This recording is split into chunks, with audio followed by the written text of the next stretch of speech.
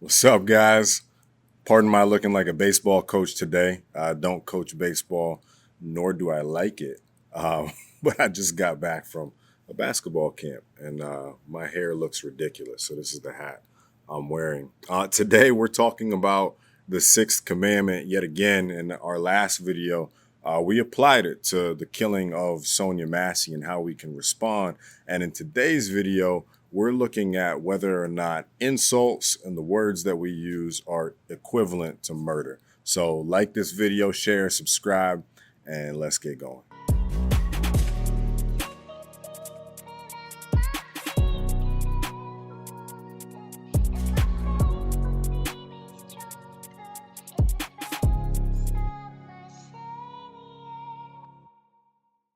What's up, everybody? Welcome again to Deep Dives, where we dive deep into issues of theology and culture. My name is Gavin, a pastor here at New Springs Church in South Florida. And in today's episode, like I stated earlier, we're going to be talking about the sixth commandment and whether or not insults are actually equivalent to murder. Now, right from the outset, we kind of know the answer to that. It's obviously worse morally to actually take the life of another individual versus verbally insulting them.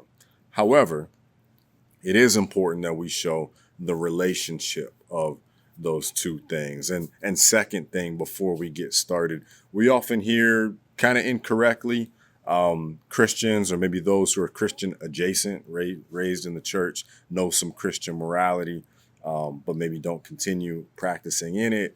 We'll hear a lot of times that all sins are equal in the eyes of God, and I think that's a dangerous assessment because that implies that God is unjust and unable to see the glaring differences, again, between taking someone's life versus calling someone a name. However, I do hope that you're able to see how these things are related, and both are sins that God would like to do away with in our society. So let's begin here in Matthew chapter 5. Before I read it, Matthew chapter 5 is where Jesus gives what's called the Sermon on the Mount.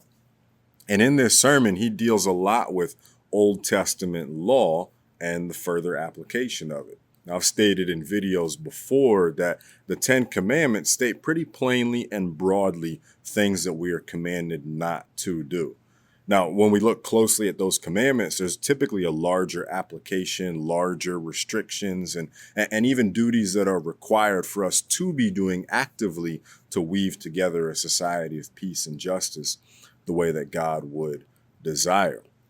But in this Sermon on the Mount, Jesus takes the Old Testament law and he demonstrates how he is the fulfillment of it. In verse 17 of Matthew chapter 5, Jesus says that he did not come to abolish the law, but rather he came to fulfill it. And essentially what that means is that Jesus is both the fulfillment and the end of the law. What do I mean by fulfillment? Well, all of the commandments that are given to us in the Old Testament, they're pointing toward a greater reality. And the greater reality that they're pointing toward is the character of God. The logic is simple. God creates human beings in his image. We exist to display that image to the rest of creation and exercise dominion the way God has done. And we share in the joy and the glory that God has with the Father, the Son, and the Holy Spirit when we do that. And so the full embodiment, now we, as human beings, of course, we don't embody that perfectly. We chose to sin, and so we're a tainted picture of who God is. But the full, clear embodiment of the character of God is the person of Jesus Christ. Or to put it simply, when I look at Jesus, I see God in the flesh. That's who he is. That's what he's like, and these are the characteristics that he embodies. Do not murder simply identifies God as a God who values human life because he's created us in his image.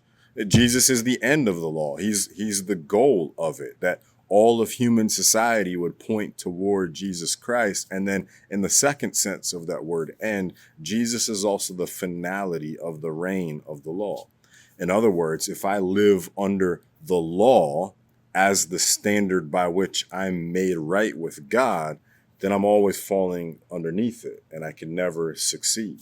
We looked at the fifth commandment, honoring our mother and father. How many of us have gotten real irritated with our parents or real irritated with authority in general, or not respected other people or practiced discrimination in any way, shape, or form? We've violated that fifth commandment. We've fallen under the standard that God has set.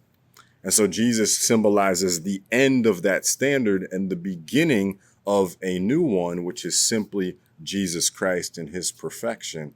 And the way that I'm saved and that you're saved is by putting our faith and trust in him. He's completed the entire requirements of the law in all perfection. And then he's died the death that you and I should have died so that you and I can trust him and live. That's the basis and the beauty of the gospel. Well, what remains in this grace that we are now under is that we display grace to the rest of the world. That message that I shared about Jesus, I want the rest of the world to be able to see that as well. And so one of the ways that I help the world to see the grace of Jesus Christ is by embodying his characteristics. Or to say it another way, the world can see Jesus through us when we value life the way that he values life. And that's really what the sixth commandment is about. And so Jesus says here later on in Matthew chapter 5, verses 21 and 22, he says, "You have heard that it was said to those of old, 'You shall not murder, and whoever murders will be liable to judgment.' But I say to you that everyone who is angry with his brother will be liable to the judgment. Whoever insults his brother will be liable to the council, and whoever says 'you fool' will be liable to the hell of fire." It's pretty clear there. Anger and insults are tantamount to murder in this application that Jesus has given. He says, you've heard it said in the old law that if you take the life of another human being, you're guilty. Again, in the last video, I shared that that's kind of a low bar. If all that God requires of me is to not kill somebody else, I'm going to be pretty okay. Now, we can think of a whole host of sins that you and I can be guilty of besides going the distance of taking another human life, and imagine if that was okay with God. Hey, as long as you don't kill that person, but you can call them whatever derogatory term that you want. You can curse at them. You can yell at them. You can treat them poorly. You can belittle them. You can name call as much as you want. Just don't take their life, and I will recognize you as having been this upstanding citizen worthy of the kingdom of God. It's pretty ridiculous, right? That's a lower standard than we use to apply to work at McDonald's. Obviously, God's standards are much higher than that. So why are these wrong? Why is it so wrong to harbor anger and hatred and bitterness in my heart towards another individual and even allow it to manifest itself in insults and name calling? Why is that so wrong in God's eyes? Well, the first reason is that these sorts of things, these interior dispositions of my heart, are what leads to murder. Think of it this way. It's pretty difficult to take the life of someone else that you value their life. Anger precedes that. Belittling precedes that. Thinking of yourself as more high and more valuable than them, or your needs as more high and more valuable than theirs, is the reason that the murder is committed in the first place. And God says that's incorrect. That's false. That's living a lie, that all are equal, that we are made collectively in the image of God, bestowing value on every living, breathing person on this planet. And so we don't have the right to take the life of anybody unjustly. And so when I harbor anger and bitterness in my heart, those are the sorts of things that lead to murder. Well, secondly, they create a society that's conducive to murder. Maybe you're thinking, and probably correct, that you have the balance within your own soul.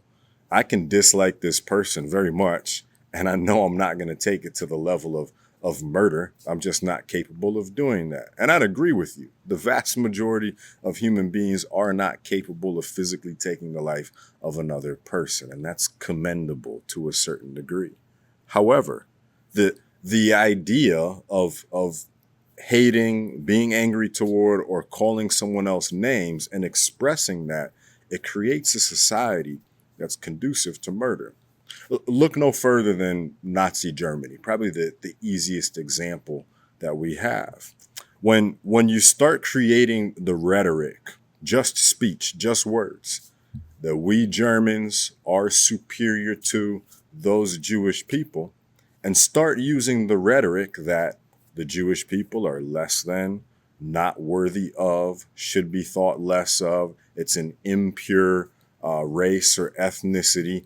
Now you start to have the seeds of an idea that can fully manifest itself in something as egregious as concentration camps. That's where those things come from. How can we have people at the border for immigration put into less than ideal, less than humane camps to be held for a later date or whatever the process is? How can we do something like that?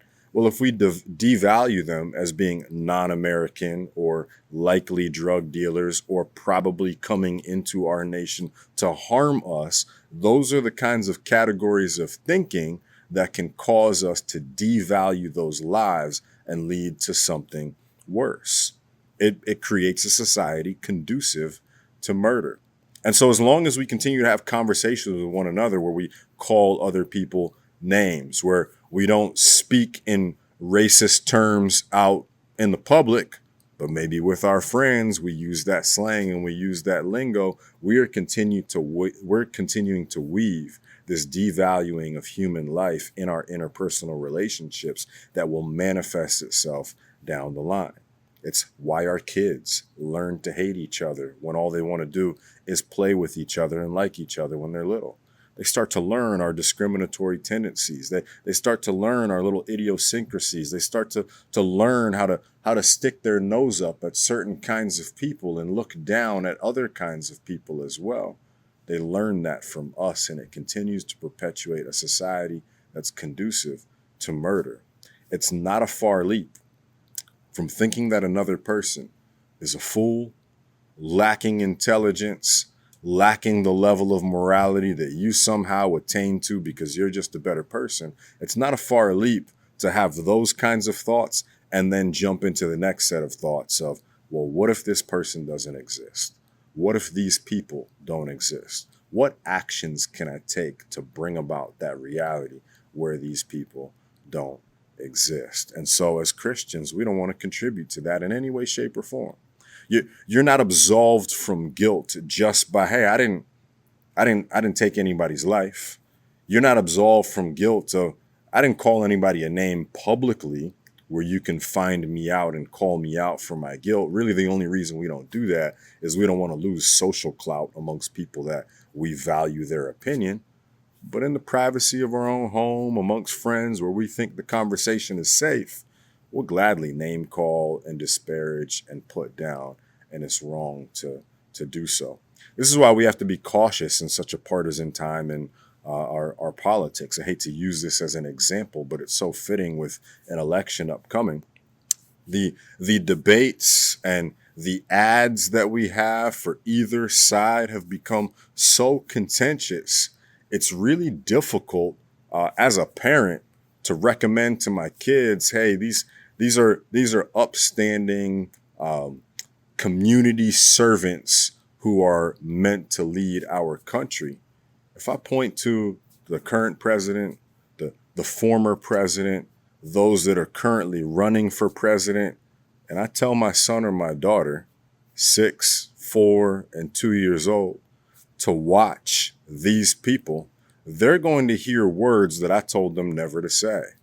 They're going to see a demeanor that I said you should never display. They're going to hear them saying things that I said, don't even say that to your sister, to your brother in jest, because it's wrong to do that. And they're going to look at me and say, Daddy, why is the leader of our country speaking that way about another human being? It's wrong.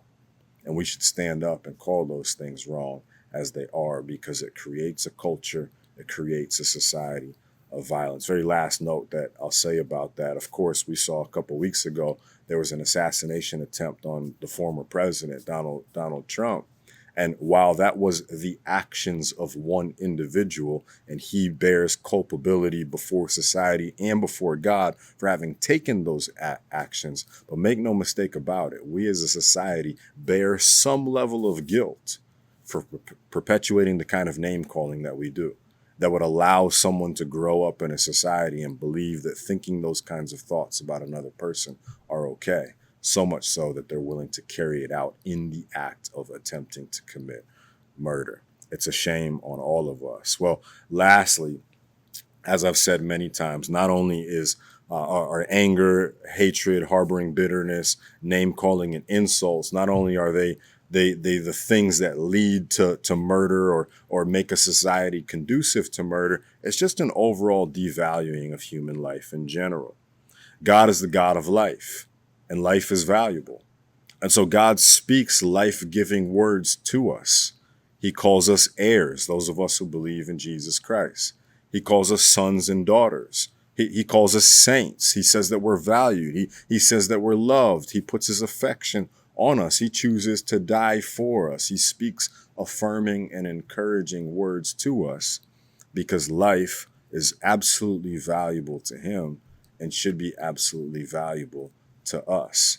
For me to call you a name, or for you to call me a name, it means that you value me less than yourself, or that I value you less than myself. And that is an incorrect reality, because the truth of the matter is neither you nor I are more valuable than the other. There's equality in the image of God, and we should treat each other as such.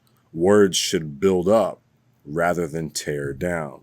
Words should communicate loving truth, not damning lies. And that's what the sixth commandment is really all about. That our speech, that our thoughts, that our hearts should value life the way God does. So I hope that's helpful. I hope that helps you navigate some of the discourse that goes around in various societal issues. I hope it makes you think twice about the way you speak when in the company of others. And by all means, we serve a God of grace. That's why we can even talk about this. I'm guilty. You're guilty. We're all guilty of speaking in ways that we should not. And so run to Jesus, who speaks encouraging and affirming words to you, repenting of whatever guilt it is, and allow him to restore you and ask him to help you become the kind of life-valuing person that he desires you to be. I hope that's helpful. Again, like, share, subscribe to this channel for more content like this, and I'll see you again next week.